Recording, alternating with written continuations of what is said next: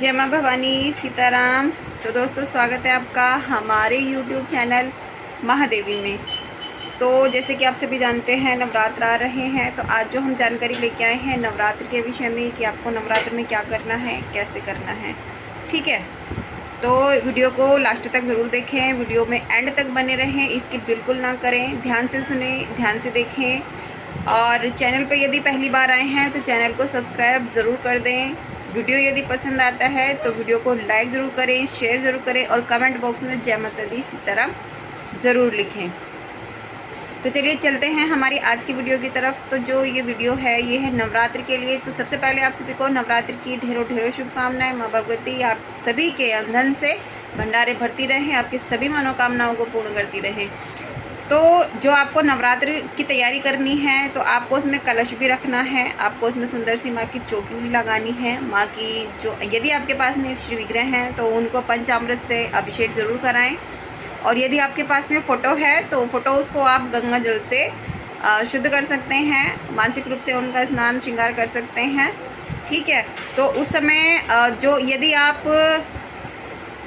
माँ काली को मानते हैं या आपके घर में माँ काली का पूजन होता है तो आप 2 दीपक ज़रूर लगाएं, एक देसी घी का और एक सरसों के तेल का।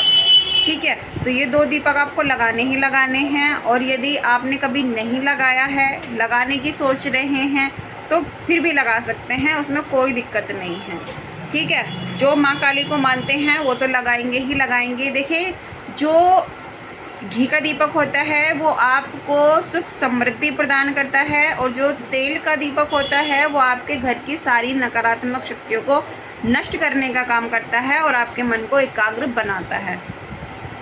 ठीक है, तो आपको क्या करना है, आपको सुबह उठना है, अपना जो नित्य क्रिया है उसे निमट के स्नान वगैरह करके झाड़ू पोछा घर में अच्छे से साफ़ सफाई करके माँ भगवती से प्रार्थना करनी है सबसे पहले कि हे माता मैं आपके लिए स्थान लगा रही हूँ, चौकी लगा रही हूँ या लगा रहा हूँ, कोई भी इस कार्य को कर सकता है। तो उस समय पहले आपको माँ से प्रार्थना करनी है कि आओ माँ अपना स्थान ग्रहण करो, जैसी भी मुझसे हो पड़ेगी मैं वैसी करूँगा, जैसी भी मुझसे व्यवस्था हो पड़ेगी मैं वैसी ही व्यवस्था करूँगा। बाकी आप जानो कि आप मुझसे क्या करवाना चाह रही हैं, आपको जो उचित लगे आप करवा सकती हैं, मुझसे जो व्यवस्था बन पड़ेगी मैं वैसा ज़रूर करूँगा। तो फिर उसके बाद में आपको झाड़ू पोछा करना है। झाड़ू पोछा तो आपने पहले कर लिया होगा, तो उसको फिर चौकी को लगाना है, उसके ऊपर लाल कपड़ा बिछाना है, फिर उसके ऊपर माँ का श्री विग्रह स्थापित करना है। उसके बाद आपको कलश की स्थापना करनी है। अब आप यहाँ ये पूछेंगे कि दीदी कलश की स्थापना कौन से समय करनी है, तो देखिए इन चक्रों में यदि आप पढ़ेंगे तो कुछ नहीं कर पाएंगे, कुछ भी नहीं कर पाएंगे। नवरात्र का समय है, माँ भगवती का आगमन का समय है, तो अशुभ कुछ भी नहीं है, सब शुभ ही शुभ है, पूरा दिन शुभ है। आपको जब समय मिले, जब आपको समय मिल जाए, जब आपको लगे कि हाँ इस समय माँ की स्थापना करनी है या इस समय कलश की स्थापना करनी है, तब आप कर सकते हैं। लेकिन यदि आप मुहूर्त में रहेंगे कि मेरे को अब 6 बजे ये मुहूर्त निकला है तो इसमें ये करना है, 5 बजे मुहूर्त निकला है तो इसमें करना है, तो आप फिर नहीं कर सकते हैं, आप फिर कुछ नहीं कर पाएंगे। उसमें कुछ नहीं होता है, उसमें आपके मन में चिंताएं आ जाती हैं कि मैंने उस मुहूर्त में ये कार्य नहीं किया, मैंने उस मुहूर्त में ये कार्य नहीं किया। तो इन सब चक्रों में ना पड़ें, सिर्फ अपनी भक्ति और प्रेम में पड़ें। माँ भक्ति भाव और समर्पण देखती है, माँ मुहूर्त नहीं देखती, क्योंकि मुहूर्त का जो कार्य होता है वो सिद्धियों के लिए होता है, वो होता है कर्मकांड ब्राह्मणों के लिए होता है। इस चीज़ का ध्यान वो लोग रखते हैं, आप लोगों को रखने की आवश्यकता नहीं है। आप सिर्फ माँ भगवती की सेवा पूजा आराधना अपनी भक्ति, अपने प्रेम और अपने समर्पण से कर सकते हैं। ठीक है, तो यहाँ आपको इस चीज़ में पढ़ने की आवश्यकता नहीं है, जब आपको समय मिले। जैसे कि उस दिन आप सभी जानते हैं सोमवार पड़ रहा है, कुछ के बच्चे स्कूल जाते हैं, जो पति हैं वो ऑफिस जाते हैं, तो सबके लिए पहले वो काम ज़रूरी है कि बच्चों को स्कूल भेज दें, पति का टिफ़िन पैक कर दें, उनको ऑफिस भेज दें। ऐसा ना हो कि घर में जो है पहले दिन ही आप लोग कलेश करके बैठ जाएं कि ये नहीं हुआ है, वो नहीं हुआ, ऐसा नहीं हुआ, वैसा नहीं हुआ।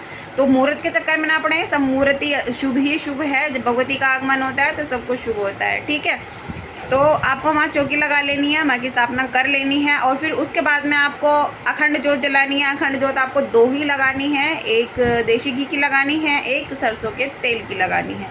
ठीक है, तो ये जोत आपको ज़रूर लगानी है। अखंड जोत का आपको संकल्प लेना है कि मैं हे माँ भगवती, मैं अपना नाम अपने पति का नाम बोलकर जैसे संकल्प लेते हैं उसी प्रकार आपको संकल्प लेना है और माँ को वो अखंड जोत समर्पित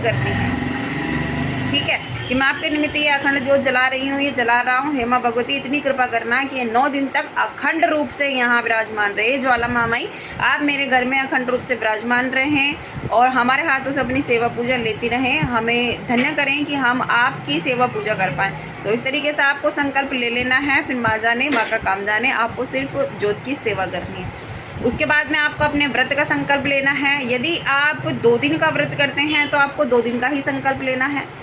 यदि आप 5 दिन का संकल्प करते हैं तो आपको 5 दिन का ही संकल्प लेना है। यदि आप पूरे नवरात्र का संकल्प करते हैं तो आपको पूरे 9 दिन का ही संकल्प लेना होगा। तो जैसा आप संकल्प लेते हैं आपको उन्हीं नियमों में बंधना है। बिना संकल्प के आपको कोई नियम नहीं उठाना है। संकल्प लेंगे तो नियम उठाएंगे, वरना नहीं उठाएंगे।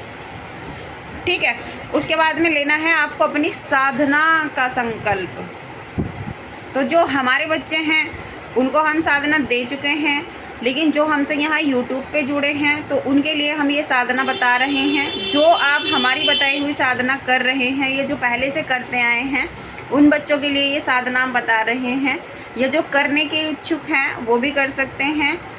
तो उनके लिए ये साधना रहेगी कि दुर्गा सप्त श्लोकी की आपको साधना करनी है। दुर्गा सप्तशती में जो पहला पाठ है वो यही है, दुर्गा सप्त श्लोकी। तो उसमें 7 श्लोक हैं और ये 7 श्लोक आपको इसका पाठ करना है और इसका पाठ आपको कम से कम 51 बार करना है। यदि आप एक ही आसन पे बैठ के माँ के लिए इसका पाठ करते हैं तो अति उत्तम है। इसका पाठ करने से आपके घर में सुख समृद्धि आती है और आपके घर के जो नेगेटिव शक्तियाँ हैं, जो नकारात्मक शक्तियाँ हैं, गृह कलेश है, तो इन सबको माँ भगवती दूर करती है और माँ की असीम कृपा उन भक्तों पर बरसती है जो दुर्गा सप्तश्लोकी का पाठ करते हैं।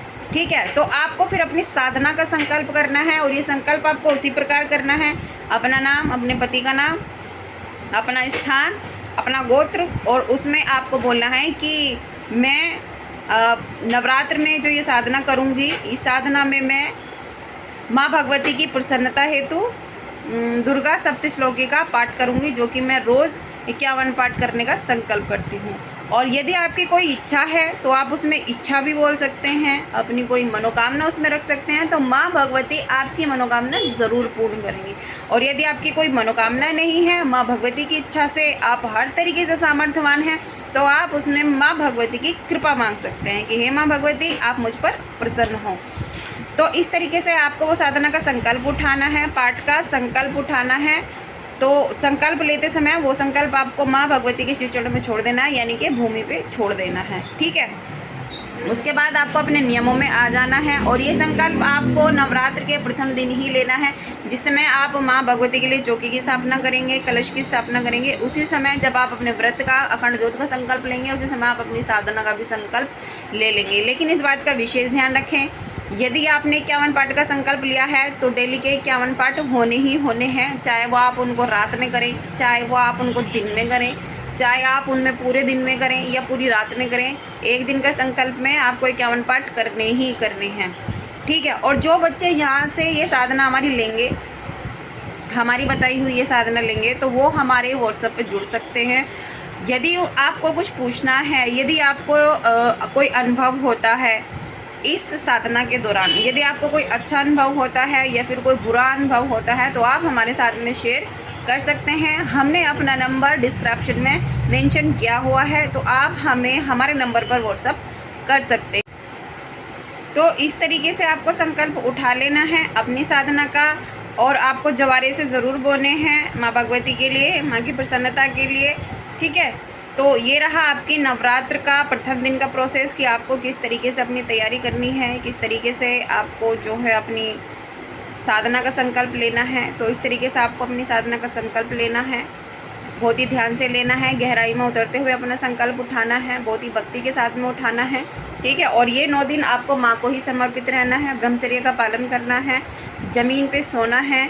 यदि आपने कोई नियम उठाया है, जैसे कि आप 9 दिन तक बालों में कंघी नहीं लगाएंगी, या फिर 9 दिन तक बालों को बांधेंगी नहीं, या फिर 9 दिन तक चप्पल नहीं पहनेंगी, ठीक है। तो इस तरीके का यदि आपने कोई नियम उठाया है तो आप अपने नियमों में रहें, अन्यथा यदि आपकी कैपेसिटी नहीं है, आपकी बॉडी आपको नहीं बोलती है कि इतना कुछ करें, तो इतना कुछ करने की आवश्यकता नहीं है। ये सब करने से भगवती प्रसन्न नहीं होती है। भगवती प्रसन्न होती है आपके पाठ से, आपके मंत्र से, आपकी भक्ति से और आपके समर्पण से। जो प्रेम आप भगवती को देते हैं, माँ अम्बा माँ जगदम्बा अब आपके दिए हुए उस प्रेम और समर्पण से ही प्रसन्न हो जाती हैं। ठीक है। तो आशा करते हैं कि आपको हमारी ये जानकारी पसंद आई होगी। पसंद आई है तो वीडियो को लाइक कर दीजिए, दोस्तों के साथ में शेयर ज़रूर करें, कमेंट बॉक्स में जय माता दी सीताराम ज़रूर लिखें। तो मिलते हैं आपसे अगली वीडियो में अगली जानकारी के साथ। तब तक के लिए जय माँ भवानी सीताराम।